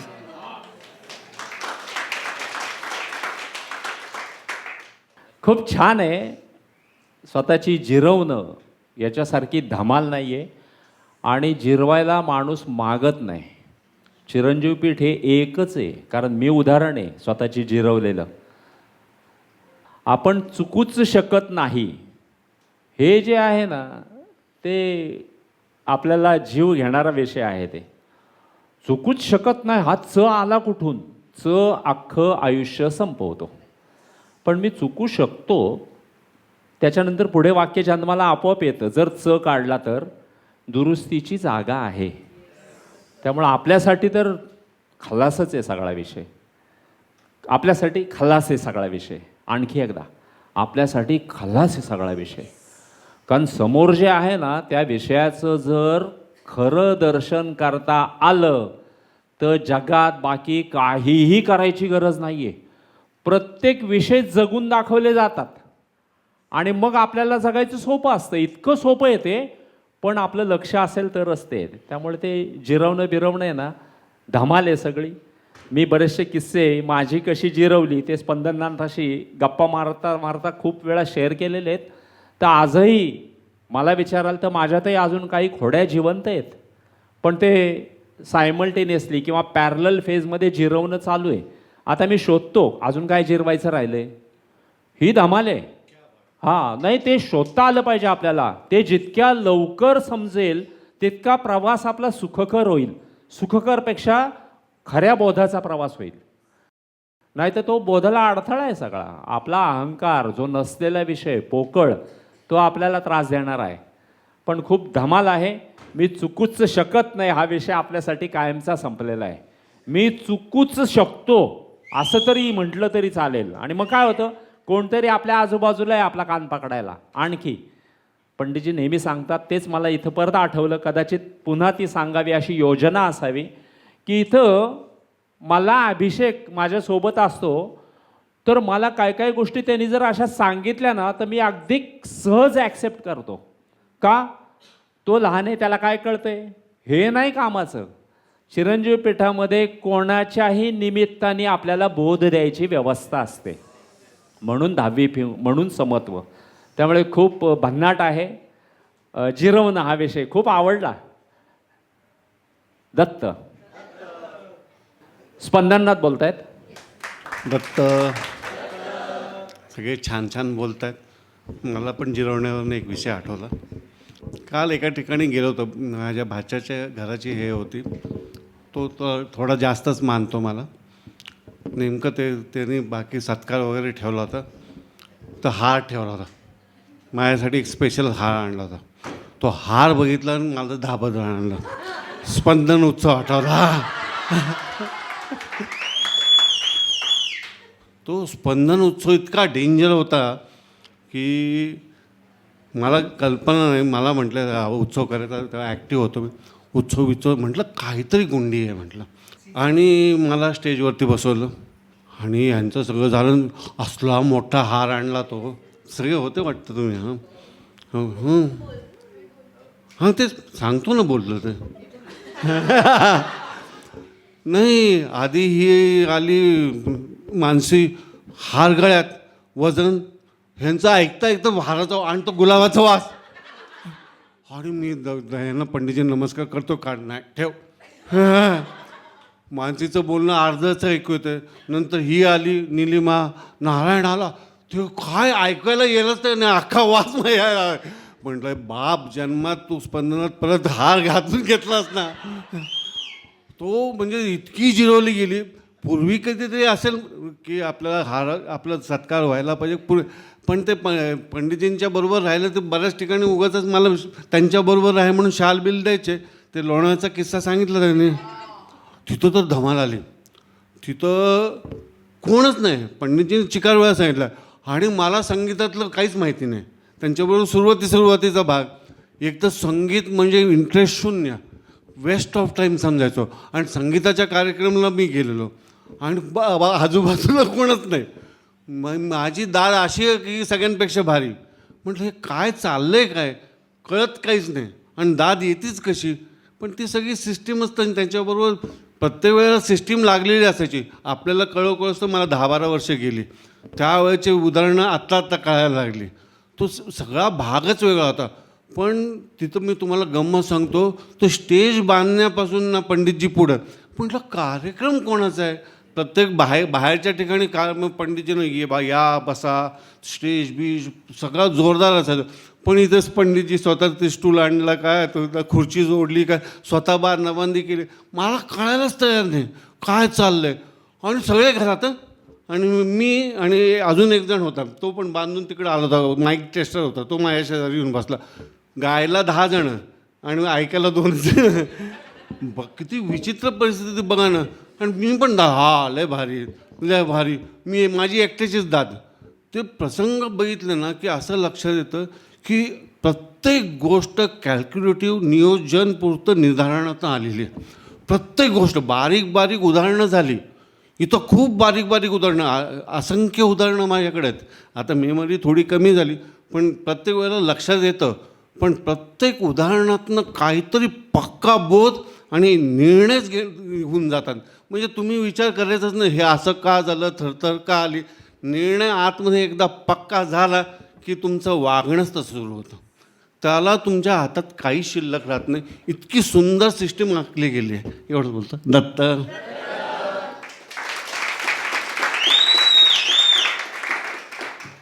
खूप छान. खूप प्रसंग आहेत त्यांच्याकडे, म्हणजे खूपच आहेत. त्यामुळे सगळी धमाल आहे. प्रसंग हा शब्द चिरंजीवी पीठात वेगळ्या अंगाने आलेला आहे. तो प्रसंग जगता आले पाहिजेत आपल्याला. हा लोणावळ्याचा प्रसंग अवसरामध्ये आलेला आहे, सांगितला आहे, खूप विस्तृत सांगितलेला आहे. तो प्रसंग काय सांगतोय आपल्याला, त्याला खूप बोधाचे कंगोरे आहेत त्या प्रसंगाला. तो हार जड व्हायचं दुसरं काही कारण नाही आहे. तर हे जे आहे ना, आता हा स्पंदनोत्सवातला हार तुम्हाला पुन्हा आठवण करून दिली. याचा अर्थ जिरवण्याच्या जागा पुन्हा पुन्हा जन्माला येतात का? पुन्हा का जन्माला येतात? खरंच माझी जिरली आहे का? त्यामुळे ते वाटचाल व्यवस्थितच व्हायला पाहिजे, त्याच्यासाठी ते येते. कृपा परमेश्वराची आहे, ती खेळती आहे सगळीकडे. कोण बोलतंय आता? मेघना कुलकर्णी. दत्त सर्वांना. तर आता स्पंदनोत्सवचा आता उल्लेख आला तर मला त्याच्यावरनं आता मला आठवलं की म्हणजे मी असं नाव बिव काय दिलं नव्हतं आपण आता उत्स्फूर्तपणे असं त्याच्यावरून मला आठवलं की चिरंजीव पीठातला माझा म्हणजे मला प्रवास आठवला. प्रवास म्हणजे प्रवेश आठवला सुरुवातीला, की मला ते वेदनेच्या अनुषंगानं तो चिरंजीव पीठामध्ये मी आले. तर सुरुवातीला मला माहिती नव्हतं, हे चिरंजीव पीठ वगैरे काहीच माहिती नव्हतं. तर मला माझ्या मिस्टरांनी सांगितलं की तिथे एक जण आहेत, तर ते असे उपचार वगैरे देतात. आणि मला काही थोडा त्रास होता त्यावेळेला. मग त्यावेळेला माझ्या लक्षात आलं की मग ते मला म्हणाले की असं तिथं दत्त महाराजांचा फोटो आहे आणि तिथं अनुषंगानं किंवा तिथं एक उपचार दिले जातात. माझ्या नेहमीच्या आपल्या म्हणजे डोक्यामध्ये एक आयडिया बसलेली असते की दत्त महाराज म्हणजे त्रिमुखी, 3 मुख. ते लगेच माझ्या चेहऱ्यासमोर तो नेहमीचा एक फोटो जो प्रत्येक बाजूला आपल्याला दिसतो, नेहमी दिसतो, बाहेर दिसतो, तो माझ्या डोळ्यासमोर आला. म्हणजे ती प्रतिमा बसलेली होती. आणि असं वाटलं की कोणतरी साधू पुरुष किंवा कोणी असं व्यक्ती की ते असे उपचार देतात की त्यांच्यापुरती काही सिद्धी वगैरे आहे. एवढा मोठा व्याप चिरंजीव पीठाचा आहे, मला अजिबात कल्पना नव्हती. आणि मला असं वाटलं की मी दुःखाच्या पावलाने इथं आले, पण मला दत्त महाराजांनी सांगितलं तू आनंदाच्या पावलाने आलीस. कारण मी खरा जो प्रवास आहे तो माझा स्पंदनोत्सव मी जो यूट्यूबवर मी बघितलं आणि त्याच्यानंतर मी त्यांच्याकडे जाऊन सांगितलं की मला आज उपचार वगैरे काही घ्यायचं नाही, मला आज तुमच्यामध्ये तुमच्या ह्याच्यामध्ये यायचं आहे. तुमचा जो खळाळता उत्सव आहे, आनंद आहे, तो मला मला यावं वाटावं लागलं त्याच्यामध्ये. कारण ही बोलत होती, मानसी, निलिमा, बाकी सगळी इतके सुंदर बोलत होते त्याच्यामध्ये की तो आनंद बघून मी आनंदाच्या पावलाने ह्या चिरंजीव पीठामध्ये आले. आणि आज इतकं आता मग त्याच्यामध्ये मला जितेशचं पण सांगायचं की आम्ही जो धमाल करतो ना ती अतिशय इतकं सुंदर असतो तो प्रवास, म्हणजे की तो आम्ही प्रत्येक वेळेला बोधाचा प्रवास करत जातो. तो नुसतं हसणं नसतं तर ते एकमेकांना सांभाळणं असतं. तर तो म्हणाला ना की पुढं पठारे बसायचे, म्हणजे आम्ही तर हसायचो, पण ते असं असं असं ज्यावेळेला तो जोरात जायची गाडी कधीतरी त्यावेळेला तो असं झोपेत ते पठारे असतं ते जितेशकडे असं झुकायचे, पण मला नकळत व्हायचं अरे त्यांच्या ते असं पुढं बेल्ट लावायचे ना ते की तो त्यांच्या गळ्याला त्याचा स्पर्श नाही व्हायला पाहिजे, म्हणून मी मागून त्यांच्याकडून बघत असायचे की त्यांच्या गळ्याला नाही लागलं पाहिजे. म्हणजे हे त्याच्यातून मी नाही अधोरेखित करायचं आहे, तर आपण एकमेकांची जी काळजी करायला लागलो एकमेकांची, आणि तो सुद्धा प्रत्येकाची झोप होण्यासाठी अतिशय व्यवस्थित अतिशय, आणि मी खेळीमेळी तो म्हणाला ना गाणं म्हणत जातो किंवा खरंच इतकं की मी त्याला म्हणाले की ही माझ्या गाडीपेक्षा मला ही तुझी गाडी ही आपली वाटते, आणि अतिशय म्हणजे मला त्यात परकेपणाच वाटत नाही. त्या दोघांमध्येही त्याच्यामध्ये नम्रतामध्ये इतका जो तो आपुलकीचा आणि कौटुंबिक भाव असतो की मला मध्ये चालता येत नव्हतं, तर तो ती मला हाताला धरून चालवणार, हळूहळू घेऊन जाणार, मध्ये मोठे पुस्तकं एवढी घेऊन जायची तर तिनं माझ्या हातातून ती घेऊन पुढंपर्यंत चालत गेली होती त्या गाडीपर्यंत. असं तो केअरिंग भाव आहे आपल्यामध्ये, एकमेकांची काळजी प्रेम हे आपल्यामध्ये असं आलेलं आहे. आणि तिसरं एक अशी गंमत सांगायची, पण त्याच्यातून असा बोध मला असंच आत्ता आठवला की म्हणजे त्यावेळेला संगीतोपनिषदची सूत्र लागायची आपल्या इथं पडद्यावर लागायची, तर त्यावेळेला आम्ही गाडीत असून येत नव्हतो, मी आणि सुखदा माझी मुलगी आम्ही बसमधून यायचो. तर ती कात्रज बस होती, ती खूप थांबत अशी येते, तर ती कात्रज बस येते ती दगडूशेठ हलवाई गणपती आहे ना तिथून अशी येत होती, आणि ती 6 वाजून साधारण 6:15 तिथं पोचायचं होतं, 6:45ला सूत्र लागायचं. तर त्या 6:15च्या आधी 5:45 ती बस काय पुढं जाईना अजिबात, आणि आम्हाला वाटायचं आम्हाला उशीर तर नाही झाला किती वेळ, म्हणजे आम्ही दोघी थांबलो होतो बसमध्ये, आणि ती हळूहळू चालली, आणि इकडं दगडूशेठचं मंदिर आणि ते ह्या साईडला मध्ये रस्ता, ह्या फुटपाथवरून लोक ते असे उंच असं करून गणपतीचं दर्शन घेत होते. त्याच्यात त्यांना भीती होती, ती आपल्यामध्ये ती जी भीती नाही आहे तो एक हे आहे, आणि त्या भीतीनं ते असे सगळे नमस्कार करत होते. पण त्यात गंमत अशी झाली की ती बस थांबली होती, पुढं मागं ट्रॅफिक खूप होतं, बसमध्ये होती, माझी मुलगी खिडकीजवळ बसली होती आणि मी इकडं बसली होती, आणि ते असे नमस्कार करत होते. त्यांना तो गणपती दिसत नव्हता, मध्ये सगळ्या गाड्या होत्या, तर तिच्याकडनं सहज अशी आशीर्वाद दिल्यासारखे ती हात असं करायला. पण मला त्यावेळेला हसू आलं ते, पण मला नंतर ट्यूब पेटली की हे निर्भयतेचंच राज्य आहे, इथं ही मुलगी माझी निर्भय झाली, आणि ही निर्भयता फक्त दत्त राज्यात येऊ शकते. दुसरी कारण तो घाबरलेले चेहरे, आणि हे निर्भय लेकरू माझं हे दत्तराजामुळं दत्त महाराजांमुळं झालेलं, मी तो बोध अनुभवला आणि खूप आनंद घेतला. धन्यवाद दत्त. खूप छान धमाल. यानंतर मनीषा शिंदे. दत्त खूप छान आणि खूप आनंद होतोय मला, नाही का. एक मागचं जीवन पाहिलं ना माझं, तर इथं आल्यानंतर जो चेंज झाला आहे ना तो म्हणजे शब्दात सांगताच येत नाही. एवढा आनंद आहे ना माझ्या म्हणजे जीवनामध्ये, खूप आनंद आहे आणि मी खूप आनंदी आहे. आणि घरामध्ये पण आहे ना माझ्या आनंदाशिवाय आता काहीच बोलणं होत नाही. पहिले घरामध्ये फक्त भांडणं होते, खरं सांगते. माझ्या आणि माझ्या मिस्टरांचे प्रत्येक म्हणजे नाही का खूप भांडणं व्हायचे. पण इथं आल्यानंतर एवढा आनंद होतो आहे ना, म्हणजे आता आनंदाशिवाय आणि इथल्या हे सूत्राशिवाय काहीच बोलणं होत नाही आमचं. खूप म्हणजे खूप धमाल येते, खूप आनंद आहे, खरं सांगते. सगळी कृपा आहे परमेश्वराची, बस. दत्त.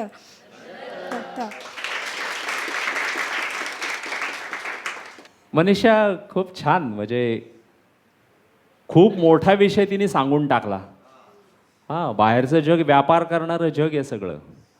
या अशा प्रसंगाला एनकॅश करतात बाहेरच्या जगामध्ये. इथे आनंद हे जगातल्या सगळ्या रोगांवरचं औषध आहे. ही भांडणं सुद्धा रोग आहे संसारातली, पण त्यालाही फेकून दिलं की नाही बोधाने. त्यामुळे कृपा आहे, बरोबर आहे, खूप छान व्यक्त झाली ती, धमाल आहे. यानंतर ऋत्विक पाटील आपल्या समोर त्याचं एक कला सादर करणार आहे. दत्त गिटार वाजवायला आलो आहे, गाणं पण गायला आलो आहे तसं. पण एक किस्सा सांगायचा आहे, सगळ्यांचं ऐकून मला पण किस्सा आठवला.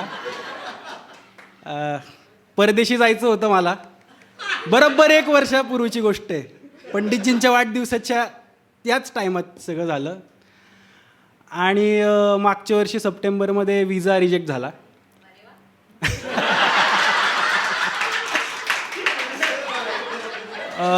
माझ्यासोबत माझी मैत्रीण, तिला जायचं नव्हतं.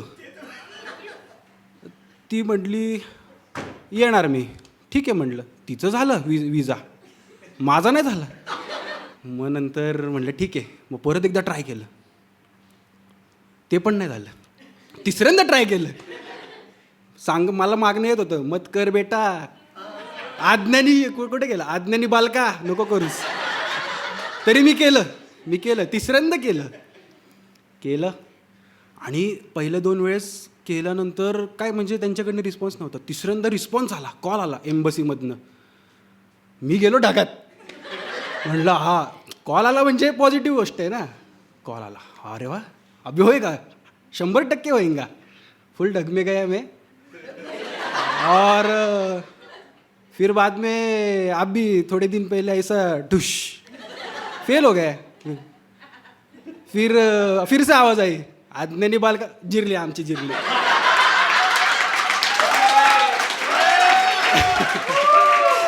असा हा किस्सा झाला. चला दत्त.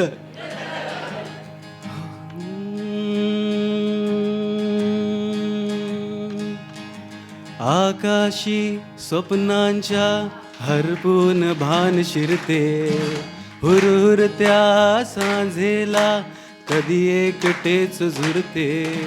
सावरते बावरते घडते, अडकळते का पडते. कधी आशेच्या हिंडोळ्यावर मन हे वेडे झुलते. मन तरंग होऊन पाण्यावरती फिरते. अणक्षणात फिरून आभाळाला भिडते. मन उधाण वाऱ्याचे, गुज पावसाचे. का होते बेभान कसे गहिवरते. मन उधाण वाऱ्याचे, गुज पावसाचे. का होते बेभान कसे गहिवरते. मन उधाण वाऱ्याचे. हमको मिली है आज ये घड़ियां नसीब से. जी भर के देख लीजिए हमको करीब से. फिर आपके नसीब में ये बात हो न हो. शायद फिर इस जन्म में मुलाकात हो न हो.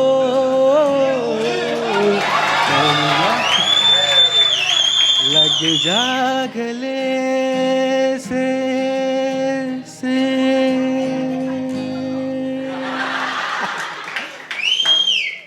ओ रंग रेज है. ओ रंग रेज तेरे रंग दरिया में. ओ रंग रेज तेरे रंग दरिया में. डूबना है बस तेरा बनके है. नहीं रहना दूजा बन के. दत्त.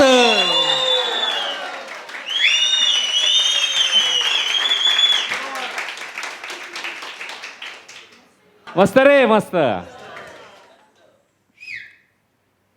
यानंतर निलिमा.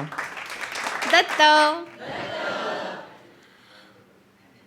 खूप छान वाटतंय ॲक्च्युली इथं उभं राहून तुम्हाला सगळ्यांचे असे आनंदी चेहरे बघायला. खूप गोष्टी आहेत सांगण्यासारख्या आणि खरंच सांगण्यासारख्या आहेत. तर त्यापैकी असं आहे की चिरंजीव पीठात यायच्या आधी म्हणजे परमेश्वर, दत्त परमेश्वर आपल्यासोबत म्हणजे आपल्याला कळो अथवा न कळो तर तो आपल्याबरोबर असतो. त्याची कृपा आपल्यासाठी वाहत असते. आपल्याला कळेल किंवा आपल्याला जेव्हा कळेल तेव्हा जेव्हा बोध होईल तेव्हा आपण काहीतरी करू असं नाही चालत परमेश्वराच्या बाबतीत. तो त्याचं काम करत असतो. तर हा किस्सा आहे चिरंजीव पीठात यायच्या आधी 2018 सालचा. माझ्या वडिलांची बायपास सर्जरी झाली होती. म्हणजे बुधराणीला 18 दिवस ॲडमिट होते ते आणि ओपन हार्ट सर्जरी होती. आणि हे कुणालाच माहीत नव्हतं म्हणजे घरात. म्हणजे आईला फक्त एवढंच माहिती होतं की ऑपरेशन करायचं आहे, कॉम्प्लिकेटेड आहे. तर मी आणि निलेशनी निर्णय घेतला होता. म्हणजे निलेश आणि मी आम्ही दोघंजणं या बाबतीत होतं की यांचं ऑपरेशन करायचं. आणि मग त्यांना बुधराणीला ॲडमिट केलं. मी ही पार्श्वभूमी सांगायचं कारण हे आहे की खूप टेन्शन असतं जेव्हा घरातल्या मोठ्या व्यक्तीचं ऑपरेशन किंवा अशी काही सिच्युएशन असते तेव्हा. तर त्यांना ॲडमिट केलं आणि तो ऑपरेशनचा दिवस आणि ऑपरेशन थिएटरच्या बाहेर मी, निलेश आणि माझी आई आम्ही तिघंच होतो. कारण अभिषेक आणि हर्ष, अनिकेत खूप लहान होते. त्यामुळे योगिता घरी होती म्हणजे तिथं होती त्यांच्यासोबत. आणि सकाळी 8:30ला ऑपरेशन सुरू झालं. संध्याकाळी 4 वाजता संपलं. आम्ही असे म्हणजे त्यावेळेस चिरंजीव पीठ ना काय संबंधच नाही. म्हणजे चिरंजीव पीठाचा चसुद्धा माहीत नव्हता. आणि आम्ही असे एकदम स्टेडी, तहान भूक सगळं गायब होतं. 4 वाजता ऑपरेशन संपलं तर ते पिक्चरमध्ये दाखवतात ना बाहेरचा लाल लाईट बंद होतो, तो बंदच नाही झाला. आणि डॉक्टरांनी बोलवलं. मी निलेशकडे बघते, निलेश माझ्याकडे बघतोय.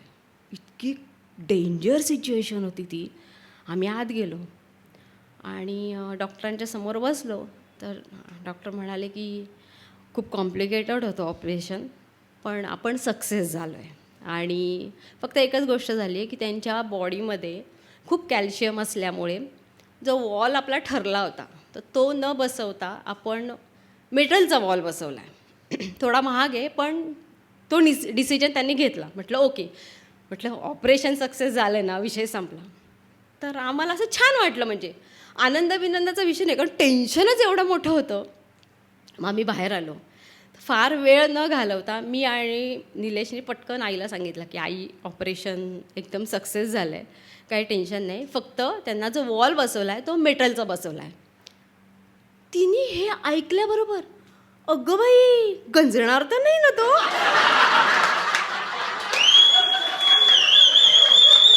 हे जे काही तुम्ही हसलात ना तसे आम्ही हसलो तिथे. म्हणजे ते इतकं धमाल होतं ना. बरं ह्याच्यावर कडी अशी की ऑपरेशन झालं, ते सगळं झालं, घरी डिस्चार्ज दिला, वडील बरे झाले. आणि विशेष म्हणजे की ते बरे झाले, उठून बसायला लागले. कारण ओपन हार्ट सर्जरीमुळे तसा त्यांनी बऱ्यापैकी वेळ घेतला. ते मला म्हणाले तू जरा बॉक्स बघू. मला वॉल बसवलेला बॉक्स आण. मी दाखवला. ते डोकं अगं ह्याच्यावर एक्सपायरी डेट आहे. म्हटलं अहो ती तो बॉल बॉक्समध्ये असतानाची, आता तुमच्या शरीरात आहे, आता नाही त्याला एक्सपायरी डेट. तर ती धमाल अशी. तर मला याच्यावरनं सांगायचं आहे की तेव्हा बोध काही नव्हता, काहीच नव्हतं बेसिकली. पण तरीसुद्धा त्या टेन्समध्ये परमेश्वराने जे काय कृपेच्या अनुषंगाने गुदगुल्या केल्या ना त्याला सॅल्यूट आहे. तर हा चिरंजीव पीठात यायच्या आधीचा किस्सा. आणि चिरंजीव पीठात आल्यानंतर आता इथे आल्यानंतर अनुषंग. आणि अनुषंग हा विषय किती छान आहे की आपल्या नृत्यध्यानाच्या 144 सामर्थ्यांपैकी अनुषंग हा एक सामर्थ्य आहे. तर आता परमिशन आपल्याला दिलीच आहे तर नहा धोके हम तयार आहे. तर मग अनुषंग घ्यायचं तर कुणाचा घ्यायचा? पंडितजींचा. तर मी थोडीशी पंडितजींची नक्कल करणार आहे, दुसरी कोणाची नाही. तर आत्ता सध्या आपण प्रेमब्रह्मचे अवसर ऐकतोय. तर त्यामध्ये आहे ना पंडितजींचा आता कुठला अवसर मला आठवत नाही, पण त्या अवसरामध्ये ना असं एकदम टिपेत सिरियसली विषय असे बोधाचेच, आणि असा तो इथं त्यांचं ते काय म्हणतात त्याला स्टँड येते नोटेशन, हां, तर ते असं बघतात. तर दत्त महाराज म्हणत्यातच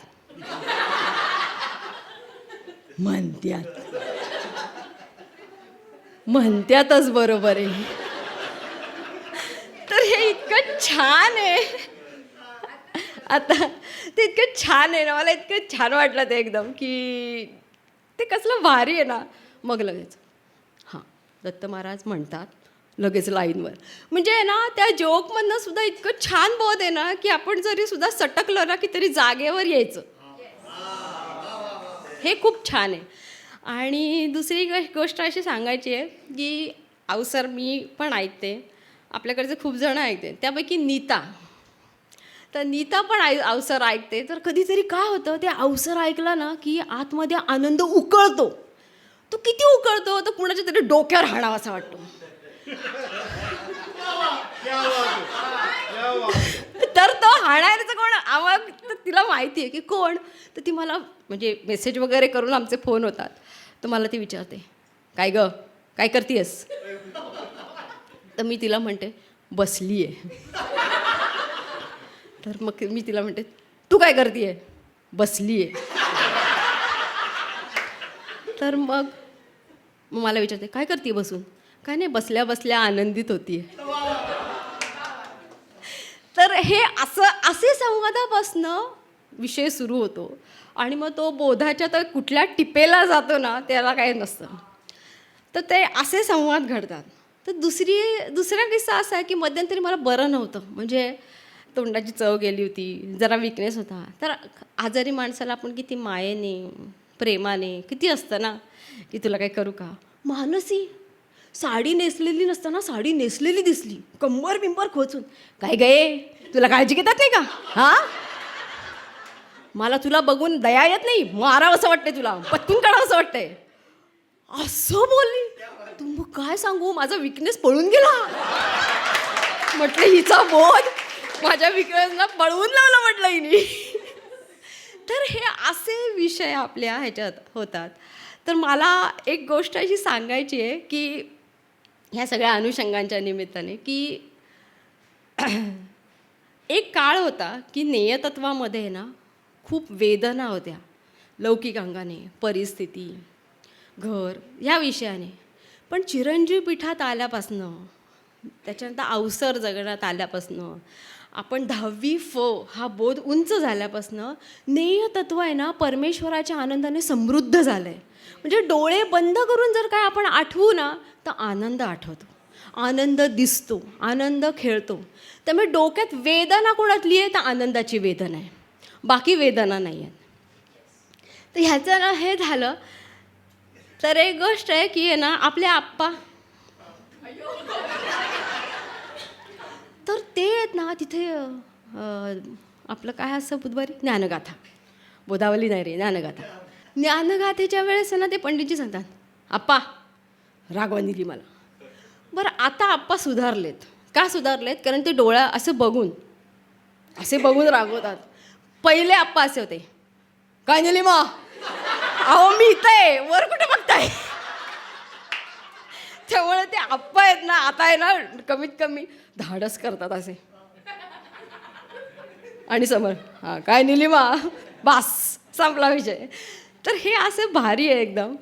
आणि आणखीन एक मला सांगायचं असं की आपला विभास, तर दत्तबोधावलीचं शूटिंग चालू होतं आपलं, आणि तिथं त्या आपल्या ऑफिसला. तर ती एक बोधावली आहे, तुम्हाला आत्ताही ते रेकॉर्डिंग आहे, त्यांनी काही एडिट नाही केलं आहे. तर एक जागा आहे, गाता गाता आहे ना त्याच्या हातात चिमटा आहे, गाता गाता आहे ना तो थांबून जातो, असं करतो तो. कारण त्या ओळी त्याला काही होतच नाहीत, आणि त्याची जी ॲक्शन आहे ना त्या लायनिंगला पूरक आहे एकदम. म्हणजे हे विशेष आहे. आणि त्याच्यानंतर आम्ही संगीत उपनिषदला ते जिंदगी लुट गई, आता ते इतकं जवळ, तेव्हा इतकी लोक बसायचे ना, तर त्याच्या डाव्या हाताला तर ते शॉट आलं होता. अम्मा, माझ्या अंगावर आलं ते. तर इतकं छान, हे सगळे असे छोटे छोटे किस्से आहेत. तर मला हे सगळे तुम्हाला सांगायचे होते की आपल्या चिरंजीव पीठात काय चालतं ना, तर एकमेकांच्याकडे बघून आहे ना असं दिसतं की ह्याच्यात कसा परमेश्वर खेळतो, ह्याच्यात कसा परमेश्वर खेळतो, ह्याच्यात कसा परमेश्वर खेळतो, असं दिसतं. आणखीन एक गोष्ट प्रेमब्रह्माच्या अनुषंगाने पंडितजींचीच. आता काय खूप मोठा अनुषंग येतो, त्यामुळे मी त्यांनाच पकडलं आहे. तर हा जो आहे ना नारायण, तिथं बसतो वाजवायला आणि अवसरात आपण गायब होतो ना, तसा तोही होतो. पण त्यांनी वाजवलंच नाही. टुकडुक वाजव बरं का, ते काय वाजवलंच नाही. नारायण, तू वाजवला नाही म्हणून जास्त वेळ झाला असं. बरं, हिथं स्टेजवर बसतात, ह्या स्टेजमुळे होतं. बरं, हे मान्य केलं, ठीक आहे, चला ह्यांनी पण हात जोडले ते दिवशी स्टेज म्हटल्यानंतर सगळ्यांनी. आणि माई आहे ना उशिरा आली होती आणि माई म्हणाली, तुम्ही शनिवारी 3.25 तास घेता, घरी आम्हाला 3.25 तास ऐकावं लागतं. तर ती म्हणाली, त्यापेक्षा मी शनिवारी लवकर येत जाईन आणि अटेंड करेन. तर तिथे जे प्रेमब्रह्माची लोकं होती त्यांनी सगळ्यांनी आहे ना माईचं कौतुक केलं. वा वा, माईला खूप छान वाटलं. पंडितजी, माईचं कशाला कौतुक करताय, मी येतो, मी आहे तिच्यामध्ये हे गोष्ट उघडण्यासाठी मी कारणीभूत आहे. तर ते मला इतकं छान वाटतं ना, ते जे करतात ना. आणि म्हणतात नाही स्टेज आहे ते, म्हणजे एका फटक्यात बदलतं ते सगळं. तर इतकं छान अनुषंग आपल्या जन्माला घातलेत की ज्याच्याकडून आपल्याला खूप छान जगता येतं, बघता येतं आणि आपलं नेय तत्वही समृद्ध होतं. तर मला खूपच म्हणजे पंडितजींना विशेष धन्यवाद आणि तुमच्या सगळ्यांनाही खूप खूप धन्यवाद. दत्त.